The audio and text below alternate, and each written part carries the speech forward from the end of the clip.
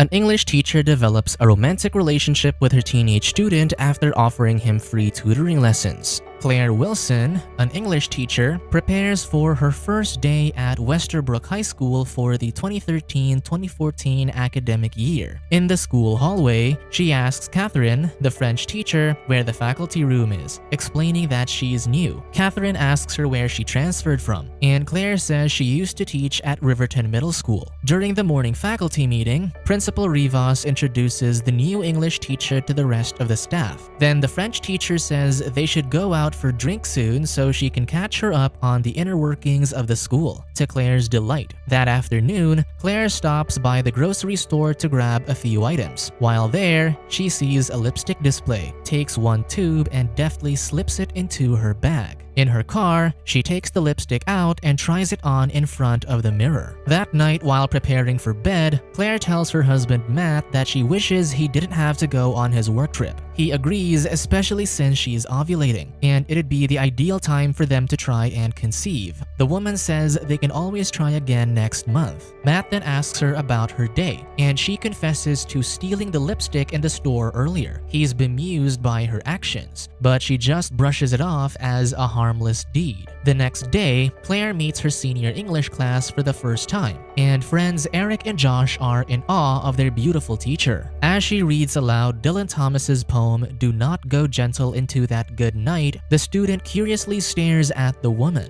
Later, Eric steps into Mr. Castillo's office to inquire about the Travis County Community Scholarship. The older man says him being the soccer team captain and his part-time job at the diner are positives on his pending application, but he'll have to score at least 1,250 on his SATs, so the student promises that he'll work on it. That afternoon during soccer practice, Logan sees Claire getting into her car and asks Eric who the attractive woman is. He says she's their new English teacher, but complains that she assigned a lot of homework for them to do. After practice, Logan pulls up Eric's ex-girlfriend Allison's Instagram profile and remarks that she wasn't this beautiful when she and his friend were together. Then he looks at Josh's sister Mary's profile and teases his friend that his sister's also gotten more attractive over the summer. Moments later, Eric asks Josh to give him a ride to work, which his friend obliges. Meanwhile, Matt texts Claire that his flight was canceled and encourages his wife to go out and celebrate her first day of school. When she looks down at her microwave dinner, she grabs her things and heads out. Just as Eric's shift is ending, Logan and Josh signal him from outside to head to the back of the diner. There, they pass around a spliff containing an illegal substance before pressuring the employee to prepare milkshakes for them. Inside, while the three friends are at a booth, Logan spots Claire at the counter and says he wants to introduce himself. Soon, Eric and Josh begrudgingly join him at the counter and sit next to the teacher. Moments later, Logan gets a text from his mother to come home, so he and Josh leave. The lone student remarks that his friends think the food he orders is free just because he works at the diner, so Claire insists she pay for the milkshakes. She says she used to work in a diner herself and knows how difficult it can be to make money at a young age. Their conversation drifts to college applications, and he says he wishes to get a scholarship so he can attend the University of Texas. However, he's already taken his SATs twice and fell short of the score requirement both times. Suddenly, he suggests that maybe the teacher can tutor him for the exam, and she says if the school allows it, she'd be up for it. Later, after the meal, she offers him a ride home. In the car, she mentions that her brother, a cop, lives in the same area that Eric does. Then she plays a Frank Ocean song on the radio, and Eric is surprised that a teacher listens to this type of music, finding her even more interesting. While lying in bed, the teacher checks her phone and sees that Eric sent her a follow request, but she chooses not to accept it. That night, Claire has a dream where she shares an intimate moment with her student in her marital bed. Suddenly, Matt wakes her up and says he was able to catch a late flight to get home. Although he just wishes to go to bed since he's tired from traveling, Claire tells him they should make love so they don't waste her ovulation cycle. That weekend, the woman dresses up to go out, and when Matt asks her where she's headed, she says she's having brunch with Catherine. However, she's actually meeting up with Eric at the diner so they can get started on their first tutoring session. 1 month later, Eric and his friends are at a house party where he ends up making out with his ex-girlfriend Allison. In the middle of the tryst, Logan walks in along with Mary, so Allison tells them to leave and says Mary can do so much better. Soon, the cops arrive to bust the teenagers drinking alcohol and using illegal substances. Eric tries to escape, but the moment he runs out the bedroom door, a cop is already making his way up the stairs. Later, Officer Nate Wilson orders the student to blow into the breathalyzer. Aware that a citation from the authorities will look poorly when included in a college scholarship application, he asks the cop if he has a sister who works at Westerbrook High School as a teacher. He begs the officer not to contact his mother and to call Claire instead, because she's been tutoring him for several weeks now. Moments later, Claire receives a call from her brother who fills her in on the details of her student's predicament. The woman asks him to just let this one indiscretion slide as a favor for her, and says she'll be there as soon as possible to pick Eric up. So she tells Matt that one of her students is in trouble and she has to head out to help him. Meanwhile, Eric sits at the curb next to Allison, who wonders how he's so lucky not to get a citation. Then her father arrives to pick her up. Later, Nate takes the student over to Claire's car, and the woman thanks her brother for doing her a favor. After the cop leaves, she admonishes the student for making poor decisions and he apologizes. She asserts that he should never tell anyone about what happened tonight, including her brother bailing him out and Claire driving him a ride home, since it could result in Nate losing his job. When he calls her Miss Wilson, she tells him that he doesn't need to be so formal when they aren't in school, and that he can just call her Claire. The next morning, Eric prepares for his tutoring session at the diner later that day. As he's getting ready, his brother Phil calls on him and says there's a lady at the door. To his surprise, he finds Claire standing outside and invites her in. She says that he wasn't answering any of her calls, so she decided to head to his house to see if he was okay. The woman proposes that instead of doing their usual SAT prep, she'd like to take him somewhere else for the day. So Eric takes his younger brothers Phil and Devin to the neighbors before the pair can head out. In the car, he asks the teacher where she's taking him, jokingly adding that he feels like he's being kidnapped. Claire reveals that she's taking him to the University of Texas, or UT,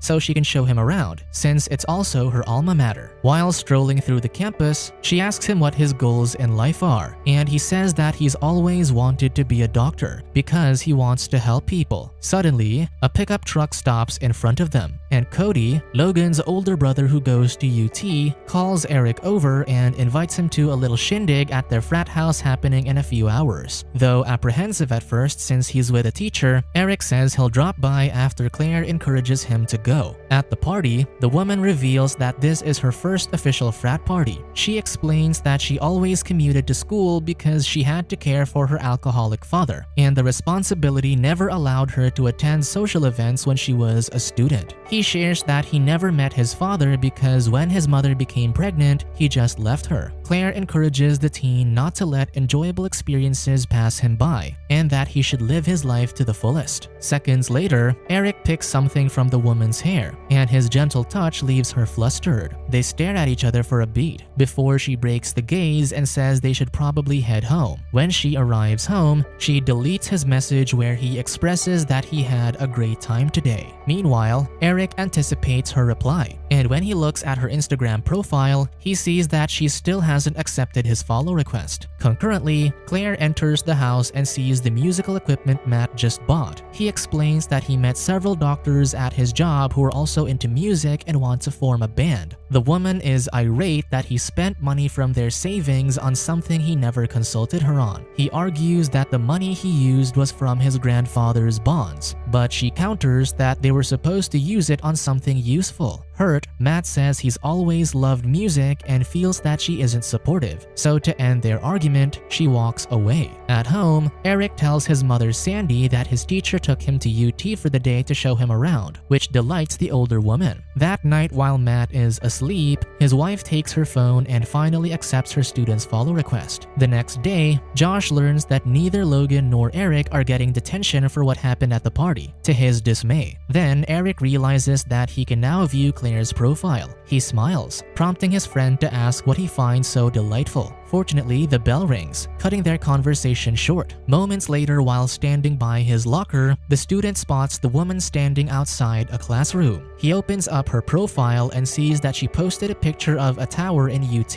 with a caption that says she had fun yesterday. Mustering up his courage, the teen walks up to Claire and asks if they can talk, so she leads him inside the room. He asks her if she got her message yesterday, and she says yes. He thanks her for the tour around the campus before slowly approaching her. Suddenly, he kisses her on the lips, and the surprised woman pushes him away and tells him to leave. Regretfully, Eric begins apologizing for what he did and quickly leaves the room. The stunned woman sits down at her desk and touches her lips, shocked about what just transpired. The next morning, the teen wakes up from a dream where Claire pleasures him inside the classroom with his classmates all seated behind him. At the hospital, Claire and Matt meet with their doctor regarding their chances at conceiving. The physician bluntly told the woman that her uterus is rapidly deteriorating, which stresses her out. Before the couple part ways, the man says they can still consider in vitro fertilization. However, his wife reminds him that she's the one who'll have to undergo the invasive procedure. Stressed, Claire asks if they can continue their conversation at home, because she is already running late for school. After English class, Eric stays behind so he can once again apologize for what he did yesterday. The teacher emphasizes that what he did was not okay because if anyone finds out what they did, her life would be ruined. He promises that he'll never tell anyone about it and asks if she'll still tutor him. Appalled, Claire says she won't do it anymore and that it isn't her problem that he can't find anyone else. The student begs her to reconsider, citing that he can't afford the SAT prep courses that his classmates are able to attend. Sympathetic, Claire relents, but only if he promises that he won't do anything like that again. At soccer practice, Logan asks Eric if he's going to homecoming. The student hasn't made up his mind yet because he doesn't know who he's taking anyway. His friend encourages him to go, especially since he got several hotel rooms for the after party. Josh thinks he should just take Allison since everyone knows they're just going to get back together anyway. Later at the gymnasium, Claire and Catherine are helping the students decorate the space for the homecoming dance. Then she sees Eric asking Allison to the event, which she accepts, clearly bothering the teacher. That night, Matt wishes to continue their conversation regarding the doctor's visit that morning. However, his wife doesn't want to talk about it, stating that she just started at Westerbrook and thinks it might not be ideal to take hormones as per the doctor's advice at the moment. So Matt touches his wife's arm and assures her that he's willing to wait for whenever she's ready to take the next step, and says he just wants to start a family with her. The next day at Logan's house, Eric sees that Cody's also there. The college student asks him for an update regarding the woman he saw him with at UT. Logan feels betrayed that his friend never told him about a woman he's seeing. So Eric makes up a story that her name's Stephanie and that she goes to UT.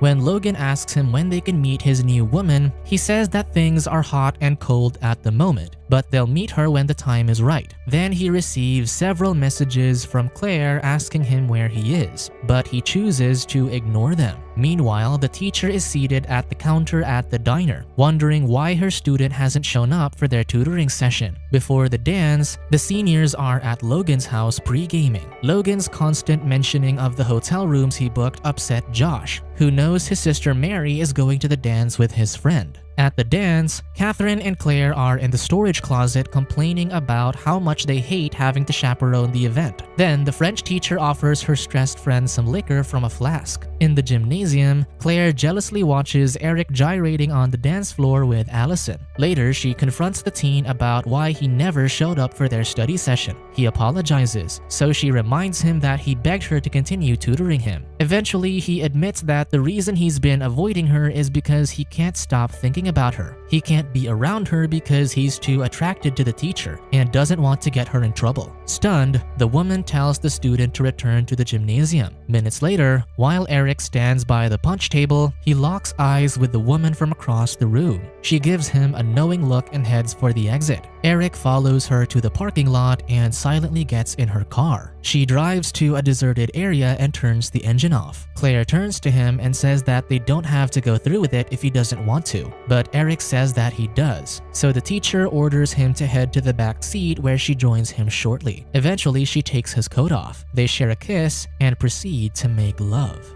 Subscribe to watch more videos like this, turn on notifications and leave a like to help the channel out. Thank you for watching.